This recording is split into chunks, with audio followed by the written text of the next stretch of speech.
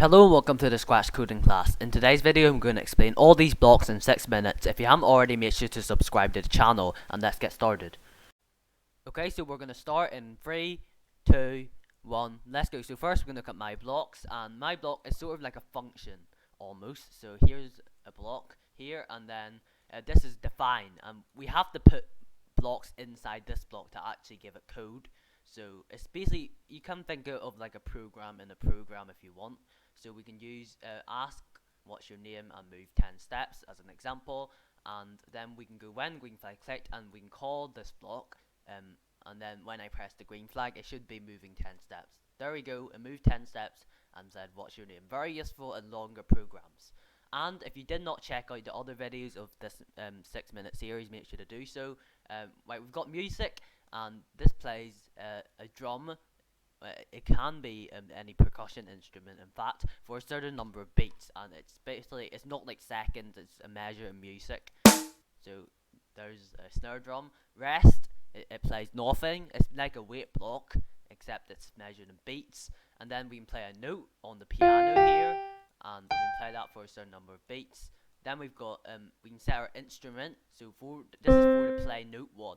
It needs an instrument, so we can do a choir, and then it sings there. And then we've got tempo, and tempo is how fast the music goes, so we can set it or we can change it by, and this is the value of the tempo.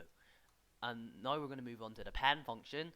Erase all, it's going to erase all the pen on the screen. So let me do a quick example. So I'm going to stamp something on the screen. I stamp the sprite, and now I can erase the stamp sprite. There we go. And the stamp block basically just stamps itself. It doesn't stamp like all the drawings, it just stamps the sprite. Pen down is if you want to draw, you need to have your pen down on the paper. So this is in Scratch, you need to have pen down or it won't draw anything. And pen up, when the pen is up, it's not going to draw anything. So we've got pen color, and pen color you can set it here, or you can press on this button and then you can go and select whatever color you want on that a sprite has. So I'm gonna go orange. Set the pen color to orange. Then I'm gonna do a quick example here. Pen down, we're gonna move 10 steps. Then we're gonna put the pen up, and then we're gonna move 100 steps.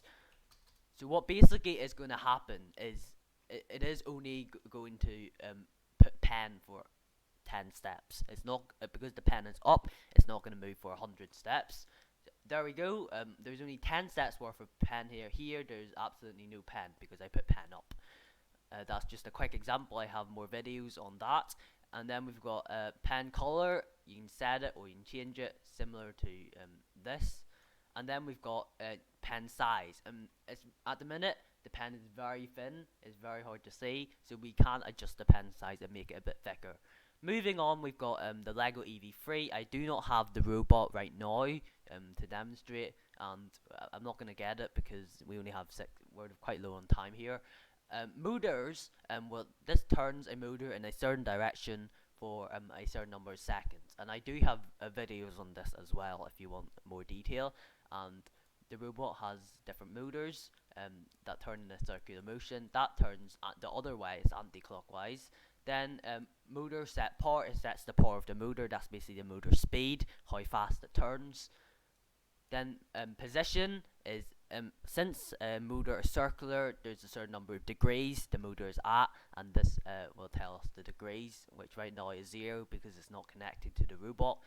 When button, and this is actually just a touch sensor. This is the port of the touch sensor. So if it's port 1, and then when button 1 is pressed, then that basically means when that touch sensor is pressed. Distance is to do with the ultrasonic sensor, which I don't have, so we're going to ignore that. But if you do have it, that's basically how far it detects something, but you do need to buy it separately from the actual Lego EV3 pack. Then we've got brightness. This is for the light sensor, and this is how bright the light sensor detects it, and when the brightness is less than a certain value, we can execute code. It's basically like event blocks, like these kinds of blocks. And then we've got button pressed. This is if the touch sensor is pressed. You can do this with an if condition. I think that's the use of that block. Then we've got distance, and again distance is the ultrasonic sensor, and then brightness is the light sensor. And then beep note is just going to play a note similar to our music, except it's just measuring seconds. And I think there is only a certain tone. You cannot like change the instrument or anything. Right, just to recap everything, my block is like a function on Scratch. It can hold more blocks inside that block, and you can call it in your programs. Plays a drum, music. Rest is basically a wait block. Play notes. We've got instruments and tempo, which is how fast it is. Pen, erase all, it erases all the pen on screen. Stamp copies the sprite. Pen down, you can write with it. Pen up, you can't. We've got color, which is what color the pen is. Pen size is how thick it is, and you can set or change either of those functions.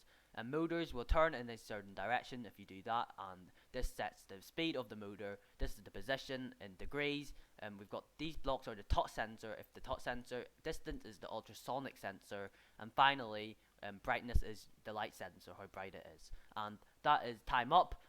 That is all the blocks that I wanted to explain today. The next video will be all the blocks that we have covered so far. So it's going to be a summary. It's going to go very fast. I have to talk very fast, so the explanation isn't going to be very good for it. But I hope you have learned something from this video. If you enjoyed it, make sure to leave a like on this video and subscribe if you haven't already. And I will see you next time. Goodbye.